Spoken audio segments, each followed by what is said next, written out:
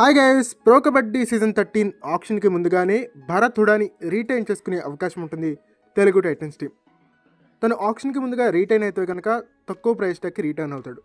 లేదంటే ఆక్షన్కి వెళ్ళాడంటే ఖచ్చితంగా తన ప్రైస్ ట్యాగ్ అమాంతం పెరిగిపోయే అవకాశం ఉంటుంది. ప్రో కబడ్డీ సీజన్ 12లో 250+ రైడ్ పాయింట్స్ని సాధించాడు. ఎక్స్ట్రాడినరీ పర్ఫార్మెన్స్ని ప్లే ఆఫ్ మ్యాచ్ల్లో ప్రదర్శించాడు కాబట్టి ఖచ్చితంగా అతని పైన చాలా టీంలు టార్గెట్ చేస్తాయి. చాలా టీంలు భరత్ హుడా కోసం ఆక్షన్లో ఎగబడే అవకాశం ఉంటుంది.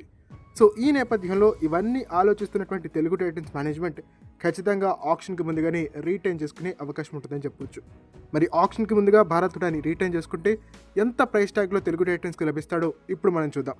బట్ దానికంటే ముందుగా మీరు కనుక మన ఛానల్ని ఫస్ట్ టైం విజిట్ చేస్తున్నట్టయితే మన ఛానల్ని సబ్స్క్రైబ్ చేసుకుని పక్కన బెల్ ఐకాన్ ప్రెస్ చేసి ఆల్ ఆప్షన్లో సెట్ చేసేసుకోండి. అండ్ ఇలాంటి మరిన్ని వీడియోస్ కోసం ఛానల్ని డైలీ ఫాలో అవడానికి ట్రై చేయండి.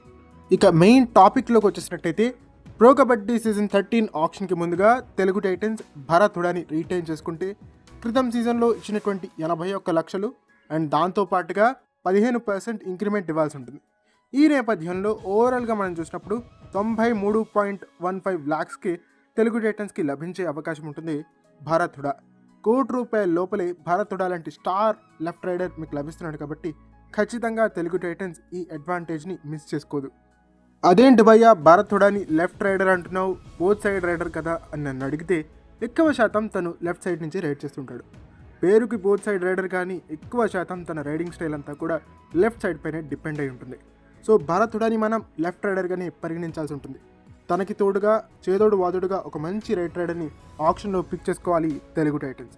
అండ్ విజయ్ మలిక్ని ఏ విధంగా రీటైన్ చేసుకుంటే బెటరో మనం నెక్స్ట్ వీడియోలో మాట్లాడుకునేటువంటి ప్రయత్నం చేస్తాం. అండ్ ప్రో కబడ్డీ సీజన్ 12 ముగిసిన వారం రోజుల తర్వాతే Telugu Titans pro kabaddi season 13 యొక్క ఆప్షన్ డిస్కషన్స్ చేసేటువంటి అవకాశం ఉంటుంది.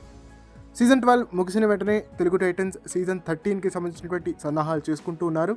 ఏ ప్లేయర్ని రీటైన్ చేసుకోవాలి, ఏ ప్లేయర్ని రిలీజ్ చేయాలి అనే దానిపైన ఇప్పటికే కొంతమేరకు వాళ్ళకి క్లారిటీ ఉన్నటువంటి నేపథ్యంలో మిగిలినటువంటి ప్లేయర్స్ పైన దృష్టి సారించే అవకాశం ఉంటుంది. ఏ ఫ్రాంచైజ్ ఏ ప్లేయర్ని రిలీజ్ చేయొచ్చు, ఒకవేళ రిలీజ్ చేస్తే మనం టార్గెట్ చేయవచ్చా లేదా, ఏ ప్లేయర్ని టార్గెట్ చేయాలి, మనకు కావాల్సినవి ఏ పొజిషన్స్ అనే దానిపైన డిస్కషన్స్ చేసుకుంటున్నారు తెలుగు టైటన్స్ మేనేజ్మెంట్.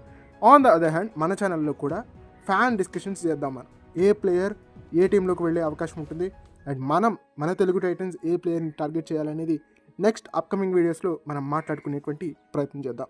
ఓకే, ఇది ఫ్రెండ్స్ ఈ వీడియో కనుక మీకు నచ్చినట్టయితే లైక్ చేయండి, షేర్ చేయండి, మన ఛానల్ని సబ్స్క్రైబ్ చేసుకుని పక్కన బెల్ ఐకాన్ ప్రెస్ చేసి ఆల్ ఆప్షన్లో సెట్ చేసేసుకోండి. అండ్ ఇలాంటి మరిన్నో వీడియోస్ కోసం ఛానల్ని డైలీ ఫాలో అవడానికి ట్రై చేయండి.